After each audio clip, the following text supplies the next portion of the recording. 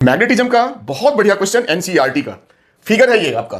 Question में क्या कहा है, एक मोटी वायर है। देखो यहां फर्क क्या है, अभी तक जो हमने वायर्स पढ़े थे वो सारे वायर्स क्या होते, थिन वायर्स होते थे जिसका डायमीटर नहीं होता था। इस वाले क्वेश्चन में इन्होंने एक मोटी वायर दिया है, ये वाला वायर दिया है, ये मोटी वायर जिसका रेडियस ए दे रखा है, ठीक है। ये इसका बीच का एक्सियल लाइन है, ठीक। अब क्वेश्चन क्या है ध्यान से सुनिए। कहता है कि इस वायर में हमें दो पॉइंट्स लेने हैं, एक जो वायर के बाहर लाई करता है, यहां पे मेरा पॉइंट है, और दूसरा पॉइंट वायर में कहीं अंदर लाई करता है, अंदर में है। तो दोनों पॉइंट्स पे, जो बाहर है और जो अंदर है, इन दोनों पॉइंट्स पे आपको मैग्नेटिक फील्ड बताना है। कंडीशन ऐसे दे रखा है, आर इज ग्रेटर देन ए।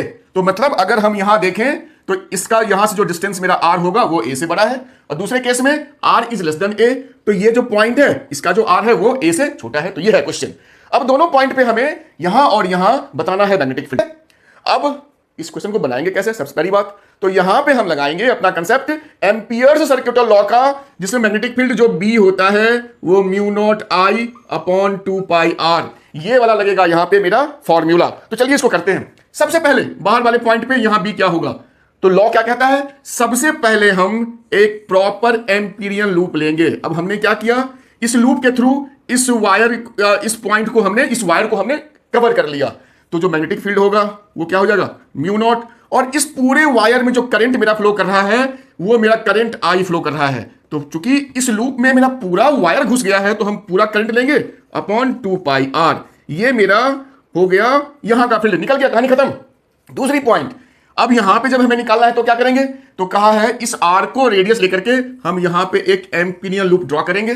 अब गौर से देखो तो इस लूप के थ्रू जो करंट पास होगा वो आई से कम होगा, क्योंकि आई तो इस पूरे एरिया में था।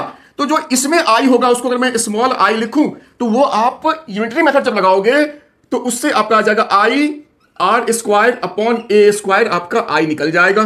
तो जब हम यहां पे b की जगह निकालेंगे, b क्या होगा इनसाइड, तो म्यू नॉट स्मॉल आई, तो ये I R square upon A square, और 2 पाई आर तो था ही, तो ये r और ये r कट गया, तो b मेरा बचा mu naught I R upon 2 pi A square, तो ये अंदर का था। अब इसका ग्राफ, तो पहले वाले पॉइंट में हमने देखा था, जो भी हमने निकाला था वो b था इनवर्सली प्रोपोर्शनल r का, इस वाले पॉइंट के लिए। और इस वाले पॉइंट के लिए देखो r जो है वो b का डायरेक्टली प्रोपोर्शनल है। तो जब हम ग्राफ खींचेंगे तो देखिए इसका ग्राफ कैसा बनेगा। ये हमने लिया y एक्सिस और ये x एक्सिस, ये मेरा r और ये मेरा मैग्नेटिक फील्ड। तो इनसाइड डायरेक्टली प्रोपोर्शनल, तो ऐसे खींचा कहां तक, a तक, और उसके बाद इनवर्सली, तो यही था मेरा